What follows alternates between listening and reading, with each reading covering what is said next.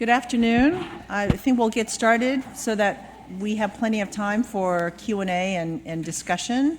It's a real pleasure to welcome back to Yale Professor Omolade Adumbi, who is a political anthropologist. His background is in philosophy, it's in anthropology, it's in African studies. He is a graduate of the anthropology program here at Yale in 2010. And 2010? Yes. As soon as I said it, 2010. And then shortly after, he went to University of Michigan. He is now an associate professor. He's an associate professor of Afro-American and African studies. He's also a faculty affiliate in the program in the environment, which is a university-wide collaboration between the undergraduate college as well as the School for Sustainability and the Environment. His research spans a variety of topics, really on issues related to oil, resource extraction, sustainable development, transnational organizations, and at the thrust of a lot of what he's looking at is issues of equity and justice, and also issues around post-colonial state, equitable development, who wins, who loses in cases of resource extraction. He's won a number of prizes, both for his research and also for teaching. In 2017, he was awarded the Omri Talbot Prize for African Anthropology by the Royal Anthropological Institute of Great Britain and Ireland. He's also an award-winning teacher. A couple years ago at the University of Michigan, he won the Class of 1923 Memorial Teaching Award. His book, published in 2015, called Oil, Wealth, and Insurgency in Nigeria, shows how NGOs, local community collaborators, and especially multinational corporations structure people's daily lives in the Niger Delta. And he draws on years of experience as both an activist and also from his field research. If you Google his book, you'll find lots of book reviews, and one of the book reviews that I particularly found interesting is the book reviewer wrote, Adumbi's book should be required for anyone who's interested in understanding the politics of energy production. And in an interview with the Washington Post, he says, oil exploration in the Niger Delta has really harmed the region. It shows that oil wealth hasn't contributed really to the well-being of the people, but in fact, it has continually created deprivation and misery and impoverishment, which is not what you hear about in the mainstream media.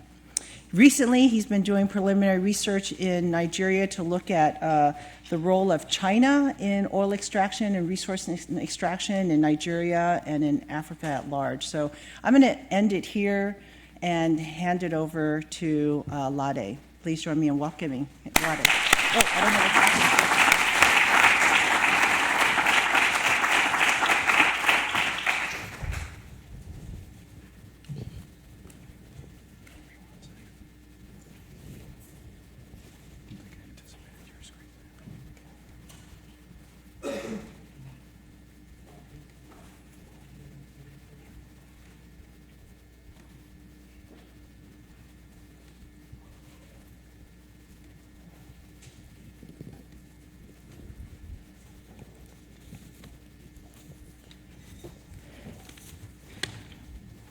Thank you very much, Professor Seto, for that generous introduction, and thanks to the School of Forestry and Environmental Studies for bringing me back here. I'm glad to be back to a place that I've known as my home since coming to the United States about 17 years ago now. And thanks to the Environmental Humanities Initiative at Yale for also collaborating to bring me back here. And thanks to my friend and advisor, Doug, and my soccer colleague, Paul. So Doug served as a member of my dissertation committee while I was here, and I remain grateful to him for all for his ability to put me in the right direction while working on my dissertation committee. While working on my dissertation while I was here. So thanks. What I'm presenting today is part of a larger project that I'm working on right now, which is a follow-up to my first work on oil wealth and insurgency in Nigeria. And this is basically looking at what are special economic zones. Should the state have the only regulatory responsibility to carve out special economic zones? And how might we also think about other zones that exist outside of state regulatory zones? So should we also see those zones as special economic zones? So I'm looking at China's special economic zones in Nigeria, and also what I call imitative enclaves of extraction in the Niger Delta, and trying to look at both as constituting special economic zones. So in a 2011 World Bank report on special economic zones, the Africa department of the bank contends that the motivation behind SEZs is, quote, to generate or participate in the economic transformation of host country in a way that is faster or more effective than would be the case without them.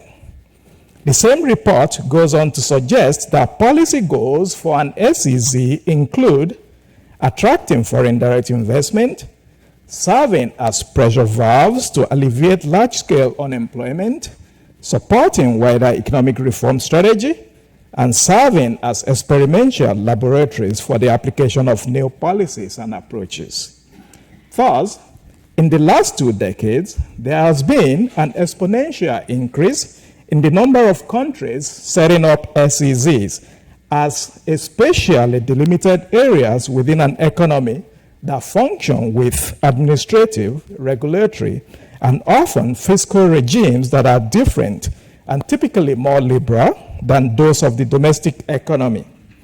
So in an extensive case study of such SEZs, particularly in China, our OR notes that China employs SEZs to create zones of exception in which national space is reterritorialized to develop particular sites of capitalistic growth, separate from the socialist governance of the mainland, she says, such that the zones will have the capacity to attract and utilize foreign capital, forge joint ventures and partnerships between the mainland and foreigners, produce wholly export-oriented goods, and let market conditions, read, not politics, drive economic activity.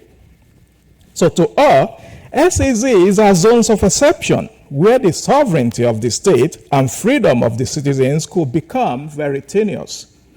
To advocates of free trade zones, it is believed that such zones will help improve infrastructure, create an increase in business climate, resulting in an increase in technology transfer, leading eventually to an increase in an overall benefit to the host country and the communities where such zones are established. The Chinese model, which first came into force in 1988, has always been seen as the exemplar of trade zones. For example, in an attempt to realize the stated objectives of what special economic zones should be, the Nigerian state have licensed over 38 special economic zones, some of which are managed by a consortium of Chinese corporations and investors. Lekki Free Trade Zone and Ogunguanzhon Free Trade Zone in southwestern Nigeria are examples of such practices. So the practice of SEZs and the regulatory regimes that guard and guide them are mostly seen as what the state and only the state can do. While much of the academic literature on SEZs focuses on state regulatory practices in establishing them, no attention is paid to other practices that bears semblance to SEZs. So in many of this literature, there can be only one regulatory regime in the establishment of SEZs, the state. Therefore, drawing on my ethnographic fieldwork in Nigeria, so I complicate the notion of SEZs as an exclusive state regulatory practice. And using the example of artisanal refineries, some of which you're going to be seeing sliding back and forth. So artisanal refineries organized by youths in the Niger Delta, I seek to rethink SEZs and its relationship to oil extraction and state regulatory practices. My suggestion is that if SEZs are zones of exception, specially designated to have their own regulatory and fiscal practices that are different from state practices, I propose we see regulatory practices of extraction by youths in the creeks of the Niger Delta as constitutive of zones of exception, where special economic practices shape daily lived experiences of residents, just like we see in other SEZs. My contention is that disenfranchised citizens who are displaced from their livelihood and dispossessed of their resources, resources they consider to be theirs, can also mimic the state and corporations in establishing SEZs. My second contention suggests that if SEZs are aimed at boosting economies and helping build infrastructure where they are deficient, then we should also see SEZs established in the creeks by disenfranchised and displaced youths as a form of constructing oil infrastructure that creates practices that mimic state and multinational corporations' oil infrastructure. Consequently, this paper is then an attempt to rethink context around oil extraction by looking critically at the emergent oil infrastructure constructed by youth as demonstrative of the functionality of SEZs in the creeks of the Delta. Such oil infrastructures do not only compete with state oil infrastructures in the production of crude oil, but also engage in practices that clearly delineate zones of exception as not being the only thing that the state can regulate. Therefore, I propose we move beyond seeing such oil infrastructure and the selling of crude and refined oil as the theft of state oil. So this is what the ways in which most literature on those artisanal refineries have described them, that they are just stealing state crude oil and that they are bunkers. So this emphasis, I argue, allows us to study how technologies of crude refining reshape extractive governance in resource enclaves and how artisanal refining is able to replicate and mimic state and corporate structures of extraction. I also seek to move beyond seeing the existence of local extractive processes and oil infrastructures as mere survival strategies adopted by the youth in response to a criminal state. I argue instead that artisanal processes and structures of extraction reflect innovation and hybrid forms of knowledge, including knowledge of extractive technology that emerged in the 1930s with the imposition of high taxes on imported gin and liquor by the British colonial authorities. Technologies of ogogoro, which is the local gin, made popular by youth in the 1930s, I suggest, have become an important technique in the production and replication of state and corporate structures of extraction by youths in the Niger Delta today. I use the term infrastructure to describe a system of organization that revolves around the exploitation, production, marketing, and institutionalization of oil as a local and international business commodity that is at the heart of the state and communities where the commodity is exploited.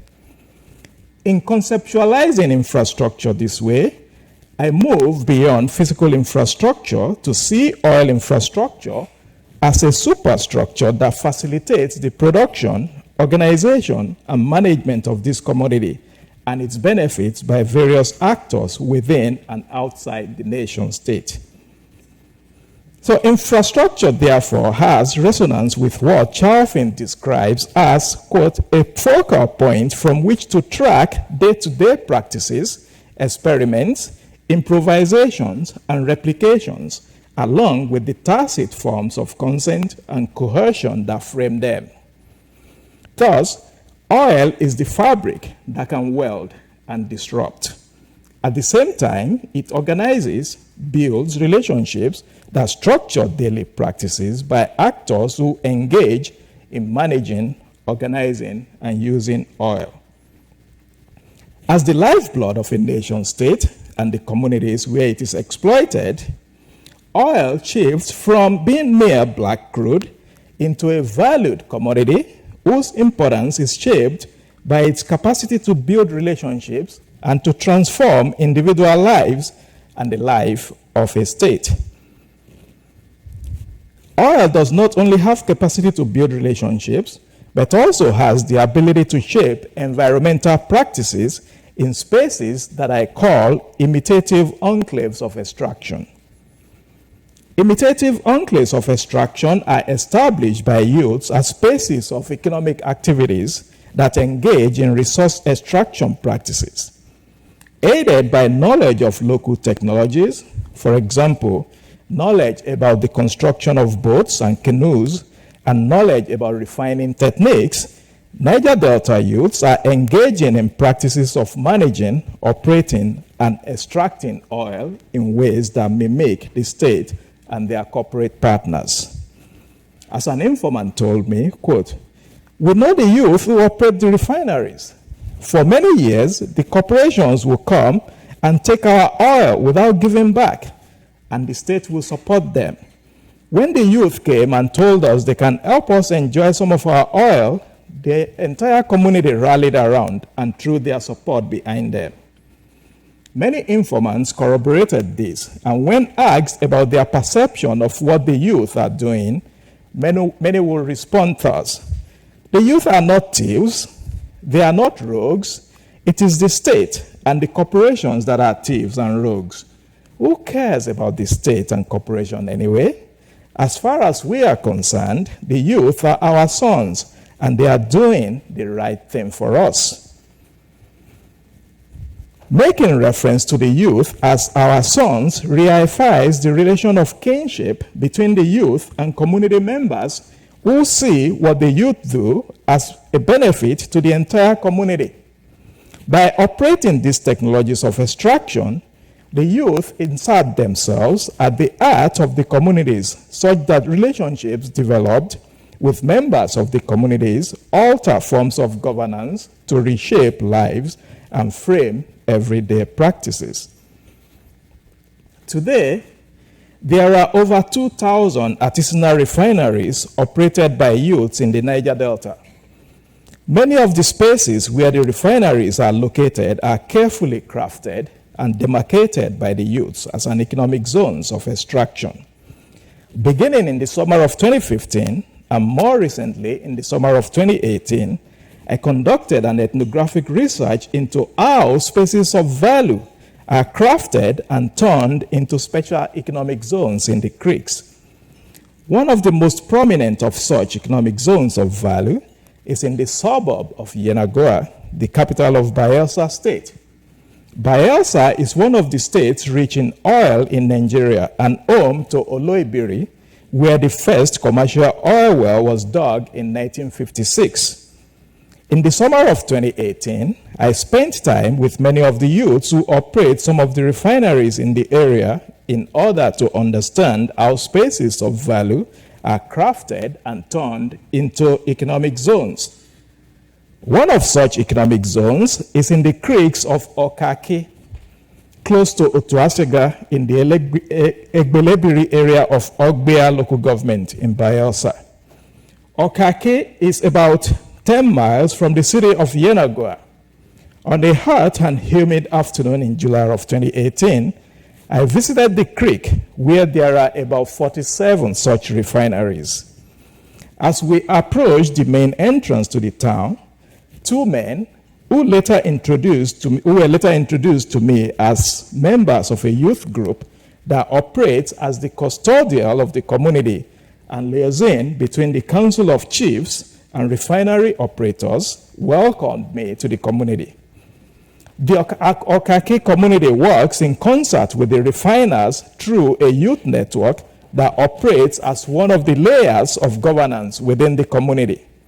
The leader of the youth group, Amabi, operates as the custodian of access to the community and the space demarcated for refining. I witnessed during my work there how the youth group extracts taxes from patrons of the refineries as well as the refinery operators. For example, visitors to the refineries,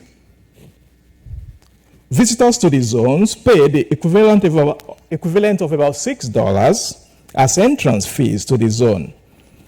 Refinery operators pay about $10 for each drum of gas that is taken outside of the zone. The youth group serves as security for the community and as surveillance contractors to the zone.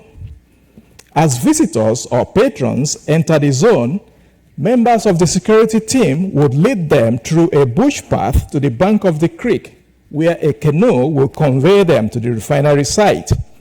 For example, every day when I go to the zone during my stay, Amabi and his friend Degbe will lead me through the bush path to the creek with their weapons tucked underneath their jacket. One significant feature of the creek is the striking smell of crude oil and a change in the atmospheric condition of the zone the moment you get into the creek. While the impact of crude extraction on the village and the entire region is noticeable everywhere, but I also observe that the zone seems to be extremely hot compared to the other areas of Okaki, Otuasega, and Egbelebri communities. The zone, from my observation, spans up to about 3 to 5 miles in radius, with each portion of the refining site carefully demarcated by their individual owners. As it is in a state-regulated special economic zones, such as the Lekki Free Trade Zone in Lagos, where each individual business carves out a portion of the demarcated land for its use, we also see the imitative extractive spaces carefully carved out by each individual owner in a well-choreographed manner, such that each space is organized as an independent business enterprise.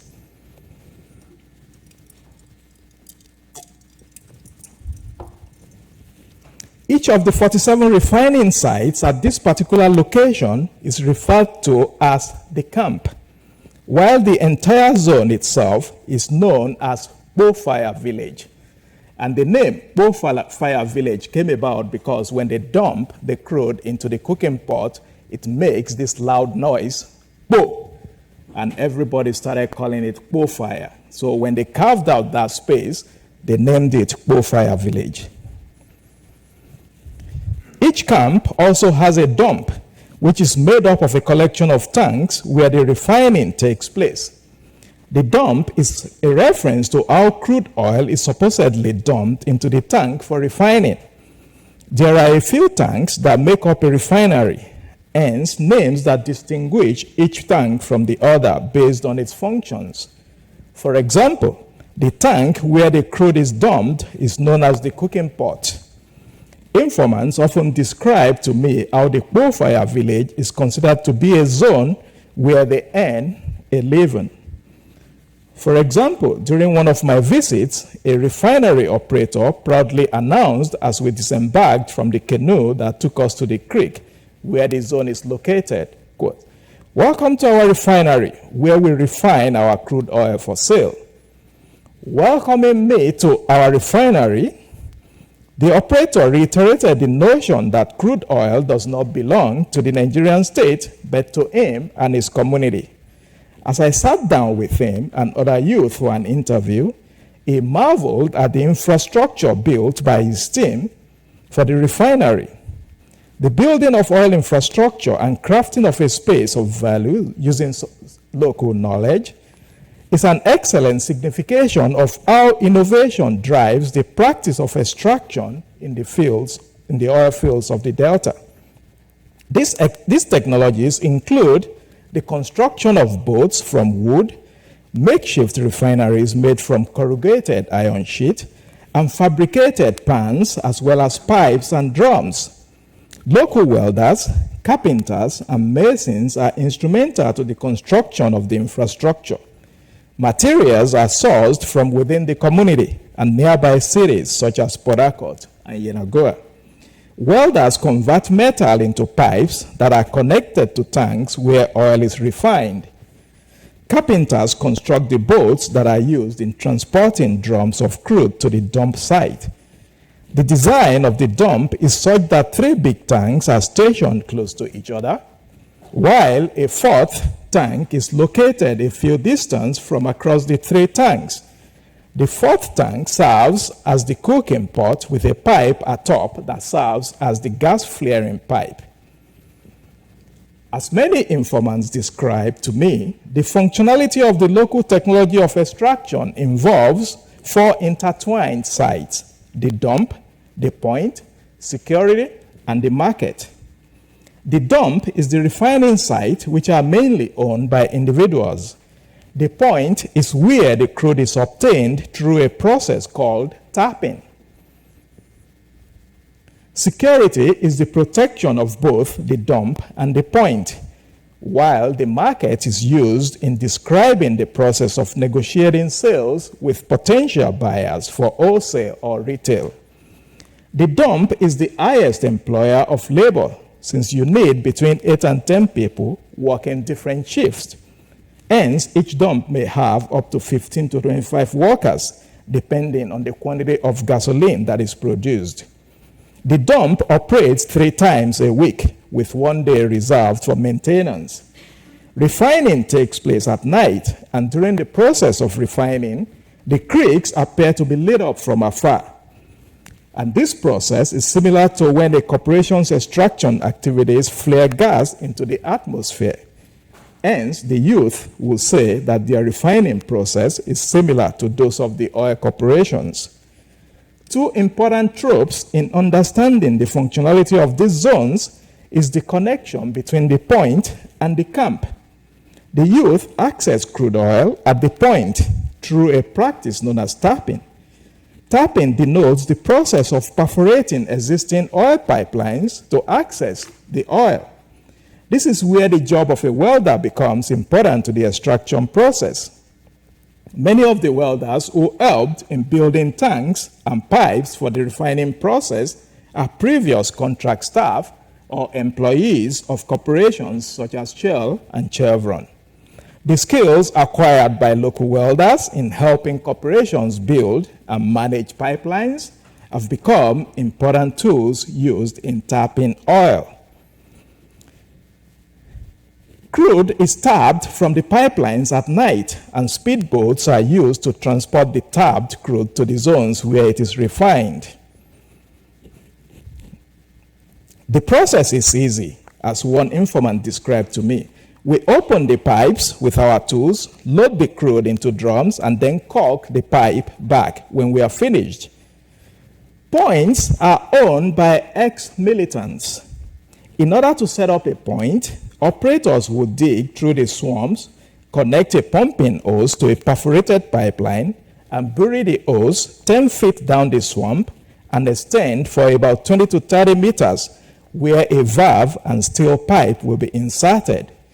Once oil is pumped through the pipeline by the corporation who owns it, part of the pumped crude from the main flow station will have a stopover at the point where the point's owner can dispense to their customers.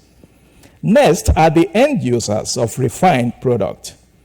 The refined products are carted from the camp to places like Abonima Wharf in Port Harcourt, Yenagoa, and other parts of the state. Customers come from far and wide to purchase refined crude from the zones. Some retailers are seen everywhere in the major towns and cities in the Delta and elsewhere in Nigeria displaying gasoline in kegs for sale. Many informants also told me that some of the gas stations often patronize the zones, but what the regulated gas stations does is mix the products with those purchased from state-regulated retailers before dispensing at their outlets. Technologies of extraction, innovative as they are, also borrow from local technological knowledge that has been with the Niger Delta communities for several decades. Extraction in the Delta did not start with oil, and it is this old practice of extraction that has also been innovatively embedded in today's extractive practices.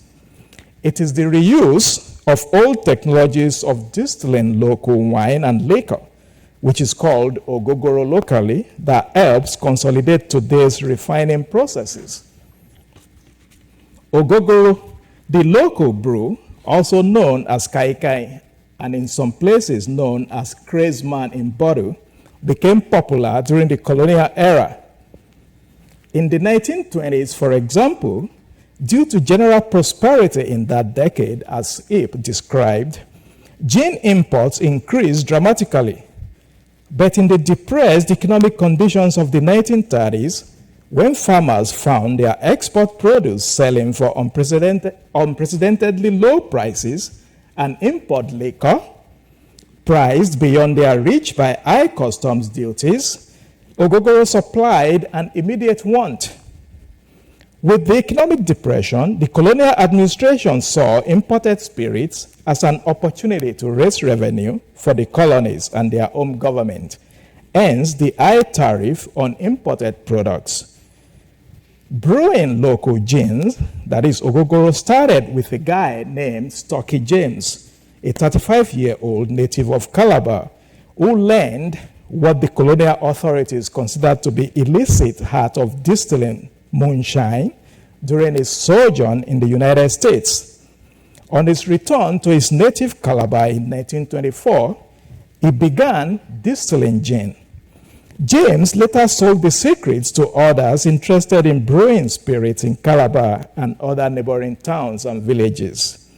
However, James' secret recipe generated interest, and as the Nigerian Echo newspaper reported in the 1930s, quote, illicit distillation sprouted up like mushrooms overnight in Calabar province, and it has spread all over the country to such an extent that there is hardly any province that can plead absolute innocence of this evil. The brewing of ogogoro became a way to display the innovativeness and ingenuity of the local fabricators. Blacksmiths, palm wine tappers, and farmers who cultivated sugarcane provided the necessary skills and materials for the brewing of the local gin. Blacksmiths will make pipes and connect them to drums. Palm wine tappers will provide the wine from palm trees, while farmers will provide the sugarcane. The production of ogogoro gin started in the 1930s, continues until today. There is hardly any community that does not know or has not heard about ogogoro, a liquor of choice at festivals, funerals, marriages, and other celebrations in the region. However, the techniques of extraction utilized in the region to sidestep what locals considered obnoxious colonial laws prohibiting the production of local gin is today being used to imitate and at the same time circumvent the state and their corporate partners. Technologies of ogogoro extraction have been modified to facilitate the techniques of oil extraction. The shift from ogogoro production to that of crude has also meant a shift in technologies. The new technologies are much more sophisticated than technologies deployed during the colonial period. Ogogoro production was mainly done by families and mostly within the household. However, oil production today has taken on a life of its own, and the creeks epitomize not only its sophistication, but also a system that encompasses networks of participants, including youth, community members, international networks, and local patrons. More importantly, a parallel can be drawn between ogogoro production in the colonial period and today's artisanal practices of oil production. Both are, or were, as the case may be, considered illicit. Just like the administration considered ogogoro an illegal trade because of its impact on the colonial revenue base, the Nigerian state and its business partners consider the local production of oil as the theft of state property because of its capacity to make a dent in state revenues. While the state sees the extraction of crude oil as an illicit act that must be punished, the youth who have built their livelihoods around it contest the illicitness of their actions by reverting to how their own hybrid knowledge that combines the complexity of tapping and caulking with the practice of ogogoro production helps in navigating the sophistication of extraction. Therefore, the legality of oil extractive practices becomes highly contested. As one elder in Okaiki described to me, oil extraction in Nigeria is like a mirror. Whoever looks at it sees something different. For the Nigerian state, whose revenue is impacted by the artisanal refineries, they see illegality. For the youths who operate the refineries, they see a property that belongs to them. For the communities, they see environmental devastation by the state and its corporate partners, as well as the youths who operate the refineries. Thank you.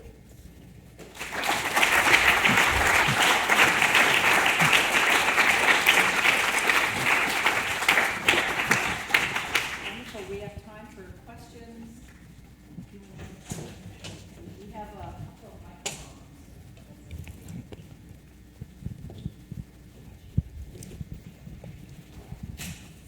Hi, thank you for your presentation. I wanted to ask you to elaborate a bit more on these youths that you've described throughout. Who are these youths? How do they gain access to oil, and how do they maintain, or how do they maintain their control over these reserves? Thank you very much for that question. Good question. Many of them are those who grew up in many of the communities there. A few of them were part of the insurgency that started in 2003, then 2005 in Nigeria, fighting corporations and the state for control of that resources. But of course, after the insurgency ended in 2009, the Nigerian state negotiated with the leaders of the insurgents, and a lot of the leaders were paid off. But of course, when a new administration came in 2015, they didn't want to continue that payoff because many of the foot soldiers were placed on a monthly stipend. But of course, there was a recession and the state couldn't keep up with the payment. So many of the youth decided to look for other options of doing that. So if you see this image, for example, this was in 2013. But by 2018, you can see the change that has taken place in those communities. So that is why they are, many of the youth are employed by individual owners of the refineries. And of course, the ex-militants who are no longer getting paid by the state operate the points. So they don't have to be physically there.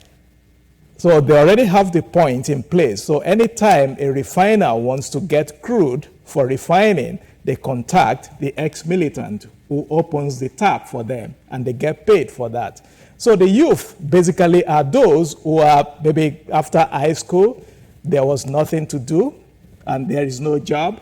As one of them told me that, look, he is the firstborn out of about 8, and he is responsible for taking care of his family, even though he only has high school education. So when the opportunity to get a job with a refiner comes, he said, oh, isn't it just to dump something into the cooking pot? I can do that. So he now makes an average of about 35 to 40,000 naira a month, which is the equivalent of about, I think, less than $100 a month, which for him is more than enough to take care of his other siblings.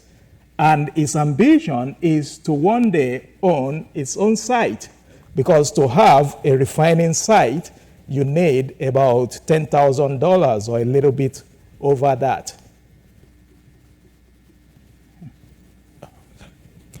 Well, thank you very much for your insightful presentation. I don't know if I missed this because I came in quite late. Yeah. Has there ever been an attempt to formalize this? I have 2 questions. Has there ever been an attempt to formalize this artisanal oil drilling by the youth in these communities? Mm-hmm. That's one point. And the second point is, for someone like me coming from Ghana and West Africa, it's very frustrating to see people die on the Mediterranean Sea in an attempt to cross to Italy and some part of Europe for greener pastures, while we sit on this rich oil find. And Ghana, for example, owns less than 10% of the Jubilee fields. Yeah. My question again is, what are the rich folks in our countries? Like, we have people in Nigeria like Dangote and Despite in Ghana. What is actually stopping them from coming together to own some of these concessions in order to provide jobs for our brothers who are dying on the sea, some who are being enslaved in Libya? What is stopping our own people from helping ourselves? Thank you very much for that question. To answer the first question, has there been any attempt at formalizing it? Of course, yes. At the height of the recession in Nigeria in 2016, the government saw that there was a huge dent on their revenue base. And they started talking to a lot of the groups in the Delta to see whether they could get them to form, to start what the Nigerian government calls modular refineries. So that was an attempt at formalizing it. But of course, shortly after, the price of oil in the international market picked up, and the dent was no longer noticeable for them. So that idea is no longer being debated, right? It's no longer being talked about by the state. But of course, the question again for the youth is that if it becomes a modular refinery, who will employ them? And wouldn't that, because I asked them the same question, and their response was, well, if it becomes a modular refinery, which means the state will come and take over the whole space. So we may not have a voice. So we are happy organizing things our own way than waiting for the state to come and set it up for us. But if the state brings money and sends us for training, then we could improve on our technology. We'll be happy with that. But I'm not sure the state is interested in that. Then the second question, well, it's sad that a lot of not only Ghanaians, but African youth today, are migrating through the Sahara to Libya, and from there through the Mediterranean Sea to Europe. And it speaks to the economic crisis that a lot of African countries face. And, well, the question is, can't some of those who are very rich in those countries, like Dangote that you mentioned, create jobs or job opportunities for them? Of course, part of what I'm studying in the Lekki Free Trade Zone is an area that is specially carved out for Dangote to set up its own refinery. So he's building a seaport and a refinery in Lagos. And of course, there are a lot of people that are employed in the area. But that is also problematic for the communities that live around there and for the environment too, because it's not just about the communities, but it's about the impact of oil refining on the environment. So now in Lekki, where he's building his private free trade zone, so a lot of communities are displaced from their livelihood. And a lot of communities, it's not just being displaced from their livelihood. For example, burial sites are being cleared, and a lot of people who see those sites as a remembrance of their forefathers or a remembrance of their ancestors are not happy with that. So that is the problem with it. But like when I interviewed people at Dangote, they said, well, we are creating jobs. But of course, jobs are being created, but who are getting these jobs? Not necessarily members of the community. And in fact, there was a protest organized against not only Dangote, but other free trade zone companies in the area in, I think, 2014 or 2015, where the police accidentally killed one of the managing directors of an enterprise there. But the community get blamed for that. But of course, to members of the community, they said that, well, we didn't do it. But of course, they are blamed for that. So it's a double-edged sword. Thank you, sir. I was just going to ask, how is the wealth redistributed to the community members, and do they find that an equitable distribution? And also, you were speaking to the point of the environment. How is the refining process of the youth, how is that serving the environment better, and how are they thinking about sustainability in their community? Thank you very much. So I'll start with the last question. It's in fact more devastating to the environment than the corporation's activities. And the reason is that if you look at some of these images, you see that waste pit, and you see if you see the image of the creek, it's filled with oil.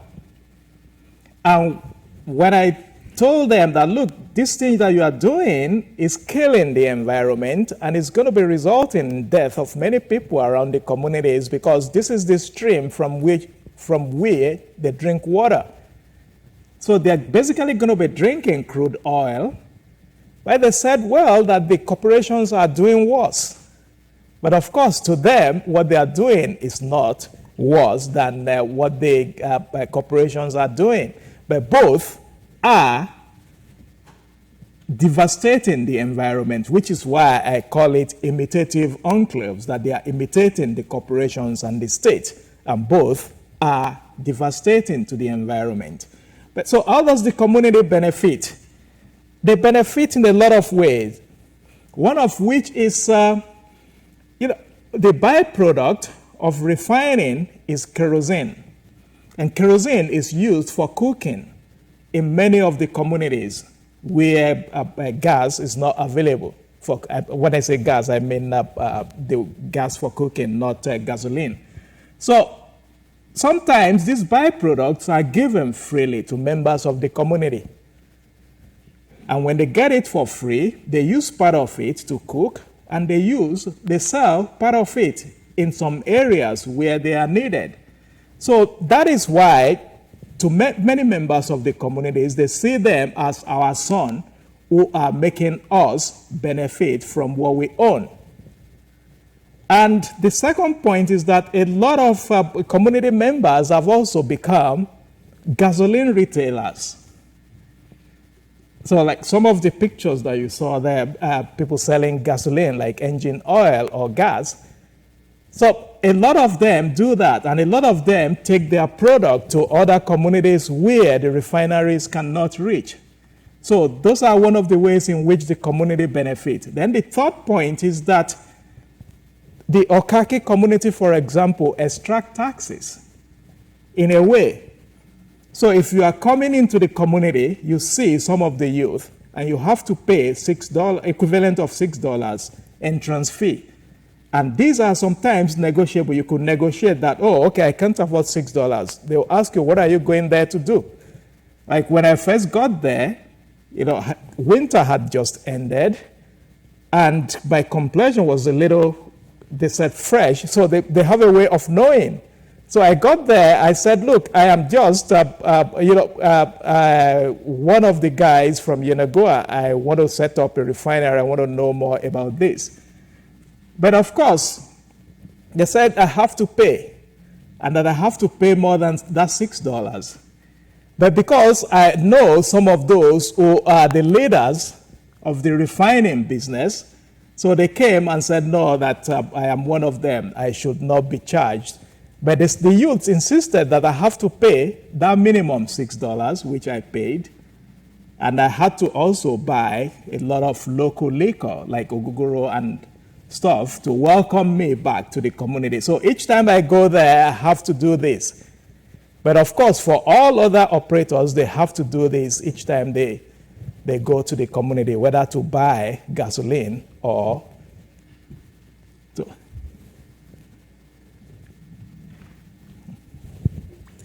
Hi, thank you for the talk. I have a question about, trying to think about the political, social array around this. And so I'm wondering where the more formal trade union movement fits into this picture. And, is there an ethnic difference or class difference between who gets the more formal jobs in the corporate refineries versus who's, working around these small scale operations, and do they ever try to form unions or some collective, which I guess sort of comes back to your question too. So I wonder if you can help me understand where trade unionism fits into this politics as well as ethnicity. Yeah, thank you very much for that question. For the trade unions, there are two major unions that operate in the oil industry. The National Union of Petroleum and Natural Gas Workers, which is for junior employees of the corporations, and mostly those are unions for those who work in the retail business, gas stations, and the rest of them. So then the other union is the Petroleum and Natural Gas Senior Staff Association, which is PENGASAN. So they are mostly senior staff of the corporations, but they are completely disconnected from these local refineries. And that is because to many members of the communities, part of what they've always complained about is the fact that the corporations do not hire locally. So a lot of them, even when they are hired as contract staff. And when you are a contract staff, you don't get benefits from those corporations, and your employment can be terminated anytime. So that is better. The interesting thing is that a lot of the refiners, they claim to have a union. And the question I pose to them is, if you have a union, what is the role of this union? What do you do? They say, well, unions protect members' interests, and we are also trying to protect our interest. Against who? They say, well, sometimes, we come together and our surveillance contractors will protect our interest here, and rather than each refiner paying to the surveillance contractor, the union can collectively organize that and pay to them. So that when the state comes, then the surveillance contractors can be there to protect them. So that is one thing that the unions do. But of course, they do not operate like a legally registered trade union, as you will see elsewhere. But they are just a union of interested stakeholders, as they call themselves. So I'm going to draw the questions to a close, because I can tell that we could probably stay here for quite some time talking about this issue and lots of questions. I do want to thank the Yale Environmental Humanities Initiative for jointly sponsoring Lottie's visit, and please join me in thanking Lottie for a really great talk. Thank you very much. Thanks so much. That was great. Yeah, thank you. Curious about the special economics. In China, they're meant to be special places or gated off. Yeah. Right? People really trying to get into them. It seems like in Nigeria, in this case, it's like any place can be a special zone, almost. I mean, they're not really in the spirit of the special economic zone in the same way. Yeah. So the ones established by Chinese consortium are gated. The ones Right. by the OPEC. Yeah, right? they're So that gated. is a Chinese model. The Chinese model, and they are owned mainly by Chinese businesses. So those ones are gated. That's very interesting issues around territoriality and who has legitimacy over there. Yeah. So what's the legal situation with the land in Nigeria? Do foreigners just lease it? They have usurp rights? What's the land rights system? Technically, the state owns the land. So the Chinese are just renting the land. Yeah, they are. That is the interesting thing. They are renting the land, Leasing or something. leasing the land, and the area is demarcated for them, and the state still owns it. But the period that they are going to be there, they are leasing the land from the state. So technically, they own it because they get to set up their own regulatory practice within. zone. So within that zone, they can create their own governance structure. Yeah, they do. And in terms of rules around extraction, Yeah. they have their own set of institutions around that too? Yeah, in terms of extraction, in some of the economic zones that they own, no extraction is going on right there, right now. So it's just for manufacturing, light manufacturing outfit. But what is also interesting about that is that they are building a port in the zone where they're going to be shipping whatever is manufactured there to the international market. And they also have other interests outside of the zone, like the China National Oil Corporation, which is busy prospecting for oil licenses in some oil enclaves in the Delta. So, and all are connected because the China National Oil Corporation is part of the consortium that owns the trade zone. Interesting. So the politics behind this are so fascinating in terms of, and I think oftentimes we don't. That was great. Thank you so much. Very, very good. So Doug's going to coordinate with you and a whole group of people for dinner later. And Okay. it's great to get to see you. And maybe we can be in touch about this website and Absolutely. materials and things. Yeah. Together. Thank you so much for having me. Yeah. Thanks, Paul. Hey, Vivian. Oh, he's going to talk to the doctoral students.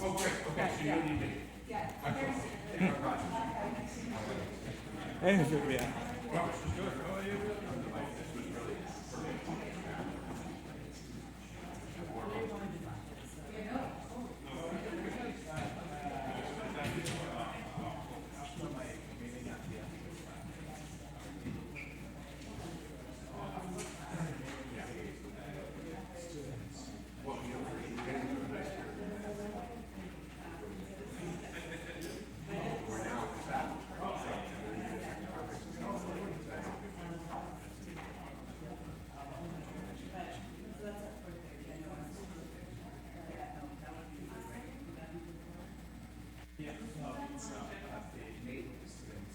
Right now. Okay, I'll see you at 5:30 and we'll walk to dinner. That was a great talk, thank you. I'll ask you my questions later.